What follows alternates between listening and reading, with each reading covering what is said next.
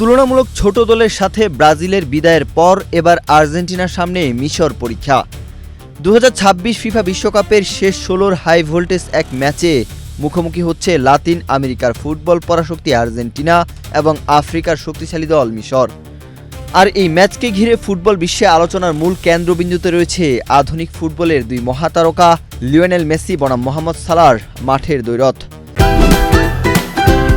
Optical brightener photocatalyst active granule সমৃদ্ধ বসুন্ধরা পাওয়ার wash, ঝলমলে কাপড়ে ফুরফুরে মন।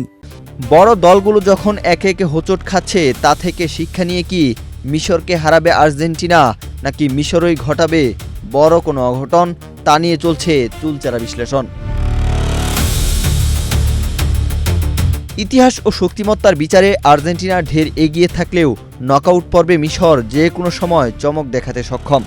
ফুটবল ইতিহাসে এই দুই দল এর আগে মাত্র একবার 2008 সালের একটি আন্তর্জাতিক প্রীতি ম্যাচে মুখোমুখি হয়েছিল, যেখানে 2-0 ব্যবধানে জিতেছিল আলবিসেলেস্তারা। তবে বিশ্বকাপের মঞ্চে এই প্রথম মুখোমুখি হচ্ছে তারা। রাউন্ড অব 32-এ কেপ ভার্দের বিপক্ষে নাটকীয় ম্যাচে অতিরিক্ত সময়ে 3-2 ব্যবধানে জয় পেলেও ম্যাচের পারফরম্যান্স নিয়ে হতাশ ছিল ফুটবল প্রেমীরা।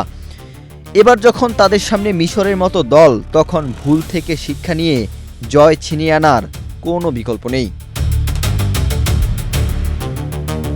অন্যদিকে রাউন্ড অব 32-এ অস্ট্রেলিয়ার বিপক্ষে নির্ধারিত ও অতিরিক্ত সময় শেষে টাইব্রেকারে জয় তুলে নিয়ে শেষ 16 নিশ্চিত করে মিশর। দলটির মূল ভরসা মিশরীয় ফুটবল রাজা খ্যাত মোহাম্মদ সালাহ। দুই মহাদেশের এই ফুটবল সংঘর্ষে কোনো ছাড় দিতে রাজি নয় কোনো পক্ষই। ম্যাচের আগে আর্জেন্টিনা অধিনায়ক লিওনেল মেসি স্পষ্ট জানিয়েছেন, মিশরকে হালকাভাবে নেওয়ার কোনো সুযোগ নেই এবং সালাহ বিশ্বের অন্যতম সেরা ফুটবলার। অপরদিকে মিশরের কোচ হোসাম হাসান হুঙ্কার দিয়ে রেখেছেন, আর্জেন্টিনা বিশ্ব চ্যাম্পিয়ন হলেও ফুটবলে যে কোনো অঘটন সম্ভব এবং তারা মোটেও ভয় নিয়ে মাঠে নামছেন না। একদিকে লিওনেল মেসির নেতৃত্বে শিরোপা ধরে রাখার মিশন, অন্যদিকে মোহাম্মদ সালাহকে সামনে রেখে আফ্রিকার নতুন ইতিহাস গড়ার স্বপ্ন।